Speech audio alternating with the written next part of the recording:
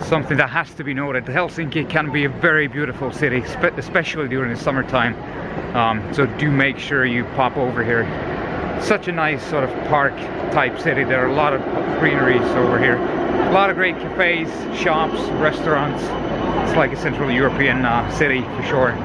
In the wintertime it's a bit cold and dark, but hey, now we need to enjoy every bit of the sun as we are approaching summer here in Helsinki.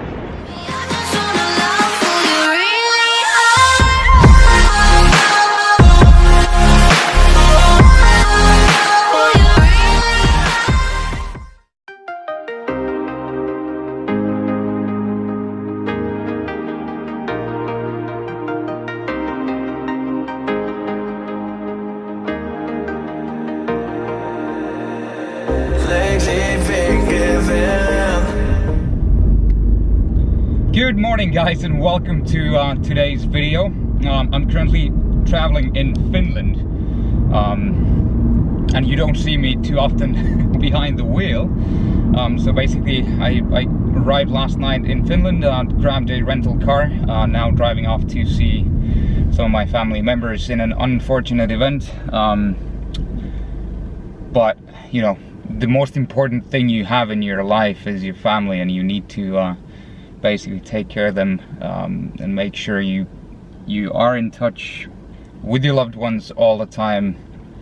And that's basically something that maybe I feel a bit of a pinch towards, living 9,000 kilometers away from my parents, for example. It is sometimes tough, but life is full of choices. That's what it is. We love living in Singapore, and that is our home, and you can't take that away. But it comes with a price, obviously. It comes with a price of not being able to see your family and friends for longer periods of times. So it is what it is. But hey, so today I wanted to touch base on a few particular topics, which probably is of interest to many of you guys as well. As me and my wife, we travel a lot basically. I've been on the road myself for 2 weeks now, traveling across Dubai, India, Singapore, and now I'm in Finland, traveling back to Singapore tomorrow. But basically, so how do you stay on track with regards to your nutrition during your travels? That is an interesting question, because obviously you will not be able to carry your own foods everywhere during your travels, specifically if you're, you know, on a business travel, or even if you're on a leisure travel as well. It will be tough to, you know, cook meals or have your pre-prepared meals on you all the time. So my 2 cents of this are basically that I tend to move a bit less during my travels, compared to when I'm back at home, which basically means that my caloric output will be somewhat less than what it would be back home, as I usually train or work out at least once a day. I walk a lot back in Singapore. Some days I work out twice as well, so obviously the caloric output will be much higher. So with that in mind, what I tend to do is I tend to limit my caloric intakes just slightly, maybe a few hundred calories here or there, just to make sure that I'm not overshooting on my caloric intake, as opposed to, you know, overeating due to the fact that I'm not, you know, exercising or putting out calories as much. Something else as well, I do love hotel breakfasts. Hotel breakfasts are just simply staggering. You can go and order your egg white omelets, and the likes as well. One thing that I find really useful myself is when I start the day is firstly drink a lot of water before you go and eat something. Probably like a pint or something. That sort of kicks your fluid metabolism up quite nicely as well. Helps out with your digestion and increases your sensation of satiety. So obviously that is very helpful. Next step, what I usually do is I eat a big plate of salad to start the breakfast with. nutritionally very, very dense, so you get all your micronutrients, but from a caloric perspective, very non-dense basically, and it helps you again with your fiber intake and your sensation satiety as well. Then obviously a good source of protein like egg whites. Usually you'll be able to order your omelets in any hotel, or most most hotel restaurants in any case. So what I do is I order usually a 5 egg white omelet to get the protein intake into place as well, and then potentially have some rice cakes with some sweet toppings on top of that, like jam or something like that, just to you know, because I have a big sweet tooth, so that helps me out quite a lot as well. A big fan of oatmeal myself as well, so that's obviously something that I usually include in my breakfast, even back at home and during travel times as well. So trying to, you know, keep the breakfast at around 500 calories or so, getting enough protein and carbohydrates to start the day, not necessarily too high on the fat content. I do understand that a lot of people do like to have a higher fat content during the for breakfast, but for me, I sort of get the best feeling just by eating quite a lot of veggies in the form of salad, some carbohydrates with rice cakes and jam and oatmeal, and proteins from basically the egg whites. So that's how I start the day. Obviously helps to keep me satisfied all the way until, you know, mid-afternoon, maybe 2-3 p.m. at least. Then have another salad to obviously curb the hunger levels down again. Quite low on carbohydrate intake and higher on the protein side, getting a lot of greens and a lot of veggies in. Some grilled chicken, for example, lower fat content, but great source of protein as well. And then because usually when you are traveling, what ends up happening is that you actually will most likely have a bigger meal with your family or friends, or with your spouse or whatnot. So what I like to do is to save a lot of the macros for dinner time, so I can then eat a bit more freely for dinner, whatever that might be. So I don't need to you know, watch my dinner or curb my dinner intake too much, as I've been sort of saving the macros towards the evening a bit more. So that sort of, in a nutshell, that is a great way to manage your caloric intake, at least from my perspective, whilst you are traveling. All sorts of snacks like protein bars or high protein yogurts are a great source as well, or a great source of you know, food as well. I think I don't use them that much during my travels, but every now and then they are a good way to curb the hunger levels down a bit, and potentially to help out with the sweet tooth as well. Keep left. Some other tips, obviously, you know, it depends on where you are with regards to your diet. If you are, you know, dieting or in your cutting phase, for example, then you would need to carry your food scale with you to ensure that you get the accurate amounts of carbs and proteins and fat with regards to your macronutrient goals for that specific day. Even though I have already reached the end of my reverse diet, and I'm eating around 2,700 to 3,000 calories per day, I still tend to carry my food scale with me, just to measure anything that's calorically very dense, such as peanut butters or you know, stuff like that, which is usually higher in fat content. So because it's so much easier to overshoot on calorically dense foods when you try to guesstimate the amounts than what it is for non-calorically dense foods, such as salads or even calorically non-dense fruits like apples or strawberries or whatnot. So what I usually do is I do estimate protein sources like egg whites, salads, even fruits, and then if I like to have something calorically more dense, I will weigh them out just to be on the safe side as well. Now, one key aspect, at least for me at this stage, is to carry my own scale with me as well. Not food scale, but body scale, basically. Why is that?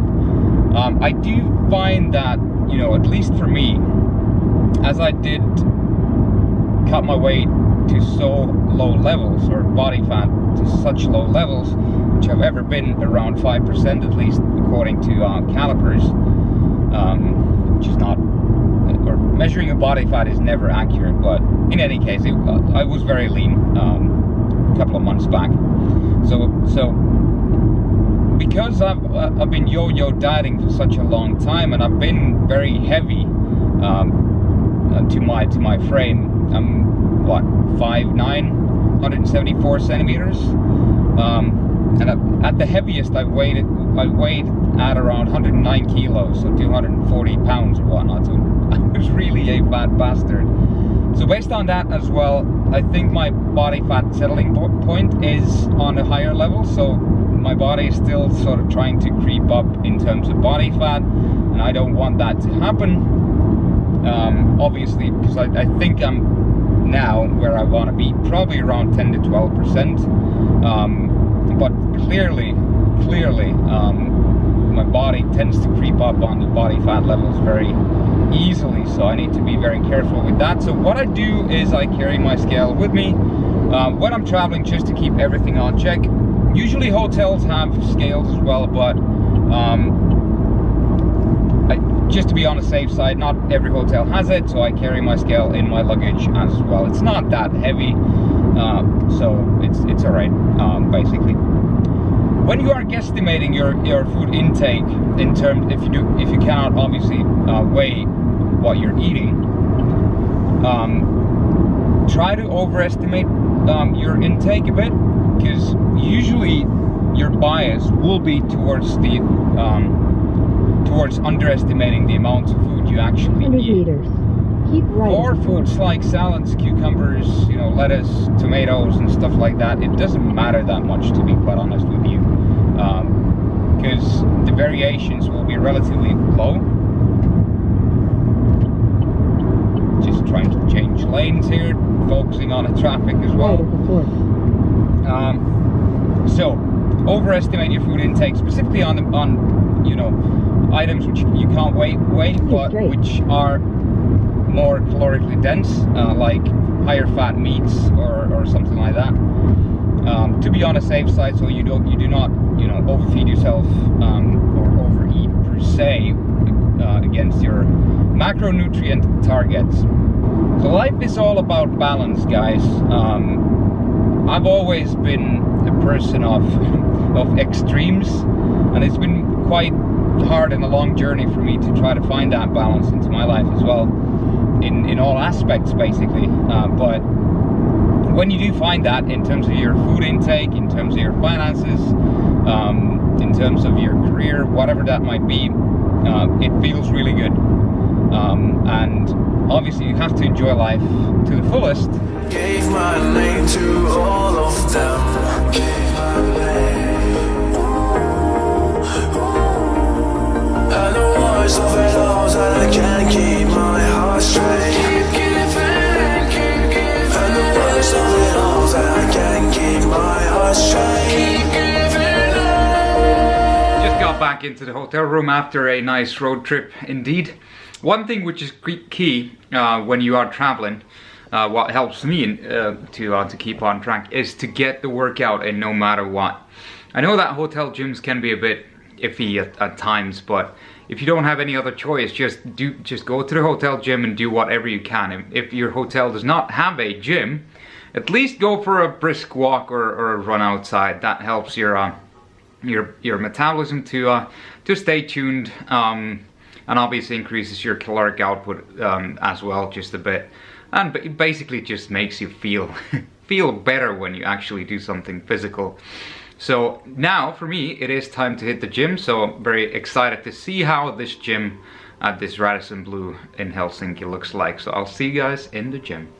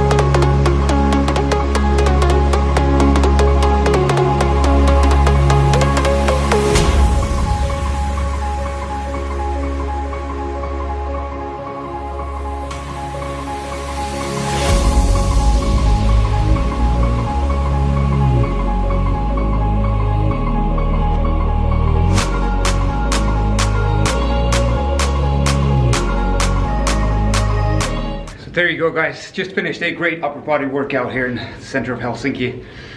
Top tip, keep on track, keep working out even whilst you're traveling. Eat healthy and stay healthy as well. Thank you very much for joining me in today's video, and I'll see you guys in the next one. Cheers. So here we are, guys, on our way to restaurant with my mom and Pepe.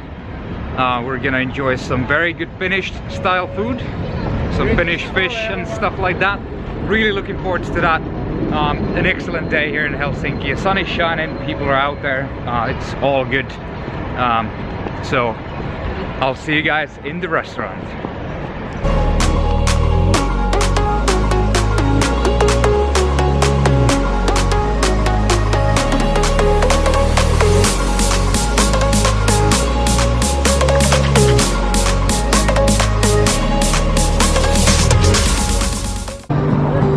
Like Helsinki wakes up alive when the summertime arrives. There's like street cafes everywhere, live music being played on the street. and people are out there obviously enjoying the sun, enjoying the warmer weather, and it's still not that warm. I'm wearing a long shirt, and it's probably around what, 17, 18 degrees Celsius, but earlier on during the day it was much warmer, probably like 25 degrees even. So